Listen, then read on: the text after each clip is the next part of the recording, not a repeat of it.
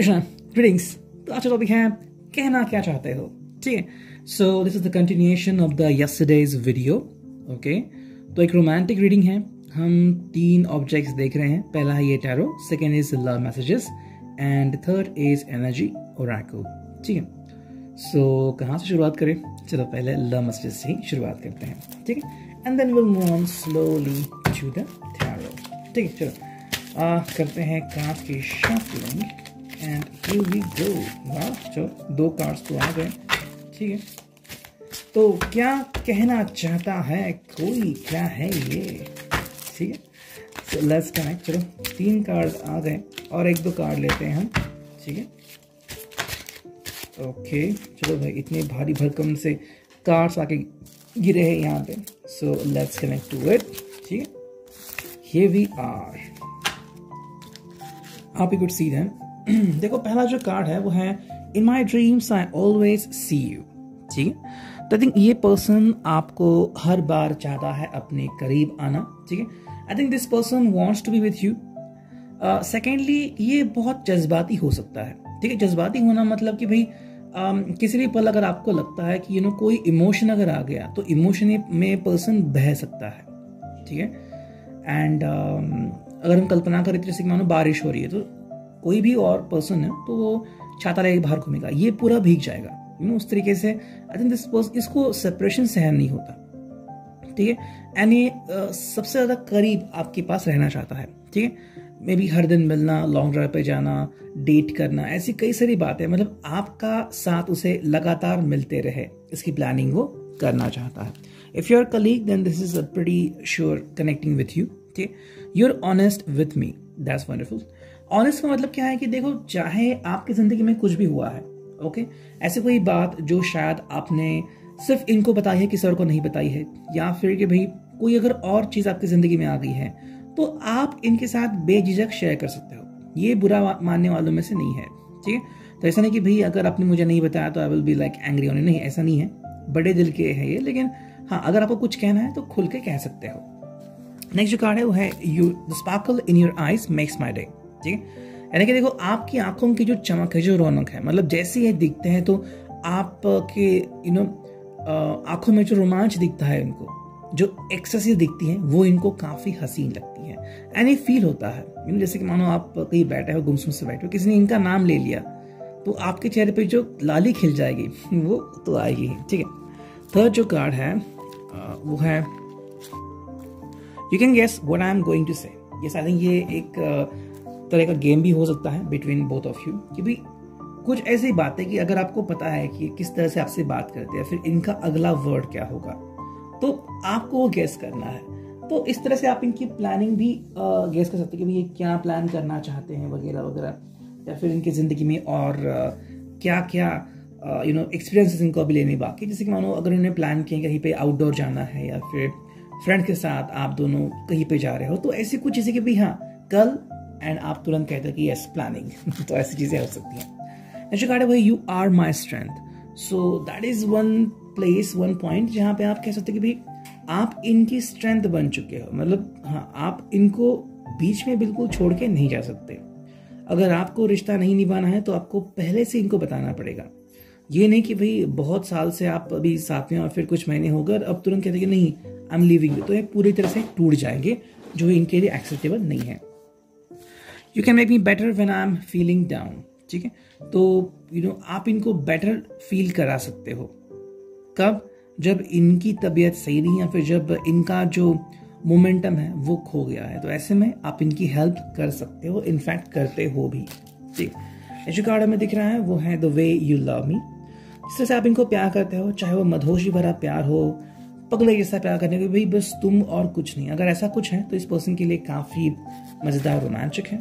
You always take the pain away, मतलब कि इनकी जो भी दर्द भरी बातें हैं वो आप सुन के इनका दर्द जो है वो कम कर लेते हो। यू कॉल मी और text me to see if I am okay. बार बार लगातार इनके टच में रहना, it's not about having doubt, लेकिन ये कि भाई आप इनकी फिक्र करते हो, ये इनको दिखता है, महसूस होता है। एंड जो फिनाले कार्ड है वो है even when you are angry और gloomy you are still available. चाहे आप जिस भी फेज में हो, ये आपको चाहते ही हैं। यहाँ पे बहुत ज्यादा प्यार दिखता है ऐसा भी प्यार हो सकता है कि अगर आपके एक्स भी बन चुके हैं तब भी आपके बारे में सोचते रहेंगे एंड आपके अपडेट्स लेते रहेंगे, ठीक है। That's all about the love messages. अब देखते हैं टैरो से हमें क्या रीडिंग मिलती है, ठीक है। हम बस कुछ ही कार्ड लेते हैं टैरो से and then will move on to the energy oracle, ठीक है। चलो देखते हैं क्या आता है रीडिंग। चलो कुछ कार्ड चुनते हैं, ठीक है। 1 2 3 एंड फाइनल 4, ठीक है। चलो तो 4 कार्ड आ चुके हैं, देखते हैं क्या आता है रीडिंग यहाँ पे। ओके, पहला जो कार्ड है वो टावर, तो ये पहला कार्ड आ चुका है, व्हाई इज दैट सो, ठीक है। देखो टावर का मोमेंटम है कि ये पर्सन जो है वो अपनी जिंदगी में इस तरह से बिखर चुका है और अगर इस पर्सन को अगर जोड़ने की जरूरत है तो आपको ही कुछ करना होगा, ठीक है। ऐसा भी कुछ लोग होते हैं कि मानो आपको पसंद नहीं है, फिर आपको लगता है कि अभी रिश्ता बहुत ही गहरा होते जा रहा है, तो अगर आप इस समय इनको छोड़ दोगे तो ये पर्सन तो गिर ही जाएगा। तो ये बात है, लेकिन ये जज्बाती बहुत ही ज्यादा हो गया है person and because of that अगर आप इस हालत में इसको अकेला छोड़ना चाहते हो तो शायद इस व्यक्ति के लिए वो सही नहीं होगा, बाकी आपका डिसीजन है, ठीक है। सेकंड जो कार्ड है जजमेंट, तो अगेन सेकंड कार्ड ऐसे ही आ रहा है। जजमेंट का मतलब कहीं ना कहीं यहाँ पे गलतियां हो रही है, ठीक है। मान लो कि पहले प्यार में पड़ते वक्त आपने इतना महसूस नहीं किया था, लेकिन अब इतना हो रहा है कि आप क्या खाओगे, आप कब बाहर निकलोगे, आप कौन से कपड़े पहनोगे, ये सब वही डिसाइड कर रहे हैं। तो आपके ऊपर कुछ चीजें थोपी जा रही है और ये प्यार नहीं, ये क्या उसे कहते हैं, मतलब बहुत ही ज्यादा एक्सेसिव जो सही नहीं है। तो ऐसे में जजमेंट तब आती है जब आपने ऐसे कई सारे कपल देखे होंगे कि बीच में ब्रेकअप करते हैं, फिर चीजें एक दूसरे को समझ में आती है, फिर आके जुड़ते हैं, फिर शादी हो जाती है। आई थिंक ऐसा भी आपके साथ कुछ हो सकता है। थर्ड जो कार्ड है वो S of pentacles and fourth जो कार्ड है वो है 3 ऑफ सॉर्ड्स, ठीक है। तो 3 ऑफ सॉर्ड्स अगेन यहाँ पे आ चुका है जो एक क्रिटिकल साइन है, क्लियर साइन है। एस ऑफ पेंटिकल्स मतलब कहीं ना कहीं भरोसा जो है वो शायद किसी का टूट गया है, या तो आपका भरोसा टूट गया है या फिर टूट चुका है, या फिर ये पर्सन जो है भरोसे के लायक नहीं है। ओके, अब देखो इसमें से कुछ बातें जो है आपसे रेजोनेट होंगी, शायद कुछ नहीं होंगी। जो आपको रेजोनेट होता है आप उसे ले लीजिए, ठीक है। बेस ऑफ पेंटिकल्स मतलब भरोसा करना, शायद किसी की जो स्टोरी है आज के लिए बस यहीं पे खत्म हो जाएगी एंड फोर्थ कार्ड तक नहीं जाएगा। किसी के लिए 3 ऑफ सॉर्ड्स का मतलब है कि भाई बार बार ये पर्सन आपको हर्ट कर रहा है, ठीक है। हर्ट करना मतलब क्या कि भाई ये पर्सन सुधरने वालों में से नहीं है, चाहे आप कितनी भी कोशिश करो ये पर्सन वही करेगा जो इसमें दिल में आएगा और आप इसको रोक नहीं सकते, ठीक है। That's from the tarot. और अब देखते हैं कि फाइनली हमें एनर्जी ओरेकल से क्या कार्ड्स मिलते हैं। चलो करते हैं कार्ड शफलिंग और सिर्फ कुछ ही कार्ड्स लेते हैं, ठीक है। चलो ये 1 2 3, ठीक है, 3 ही कार्ड्स आ गए फ्रॉम द एनर्जी ओरेकल। देखते हैं वो क्या है। अगला जो कार्ड है door to romance. I think ये पर्सन जो है वो बहुत ही ज्यादा एक्साइटमेंट में है, एक्सटेसी में है, ठीक है। मतलब सेक्सुअल चीजें होना, वायलेंट होना, रैश बिहेवियर, ऐसा शायद उनके दिल में कुछ हो सकता है, तो कहीं ना कहीं अगर आपको लग रहा है कि ये पर्सन अगर ज्यादा ही ओवरडू कर रहा है इन चीजों के बारे में, तो आपको इस पर्सन को मे बी काउंसलिंग की जरूरत है, या फिर this person needs essential counselling, ठीक है। सेकेंड जो कार्ड हमें यहाँ पे दिख रहा है, okay, so second and third हम दोनों देखते हैं, वो है 7 chakra archangel Uriel and before that happy family, ठीक है। अब ये जो 2 बातें हैं ये यहाँ पे कैसे है, कहीं ना कहीं मुझे लग रहा है कि आप इसको बहुत चाहते हो एंड आप बिल्कुल नहीं चाहते कि आपका रिश्ता जो है वो डामडोल हो जाए। तो ऐसे में क्या इंपॉर्टेंट है, देखो हैप्पी फैमिली ये एक आपका वजूद हो सकता है अगर आप दोनों मिलके इसके ऊपर काम करते हो, ठीक है, तब ये होगी हैप्पी फैमिली। उसके लिए क्या करना होगा, 7 चक्र है जो साइन आ गया है, मतलब सोचने की जो ताकत है, ठीक है। आप दिल से जुड़े हो वो तो ठीक है, चलो मान लिया, लेकिन 7 चक्र है जहां पे हम बहुत ज्यादा सोचते हैं या फिर दिमाग का इस्तेमाल होता है। तो किस तरह से इस पर्सन को आप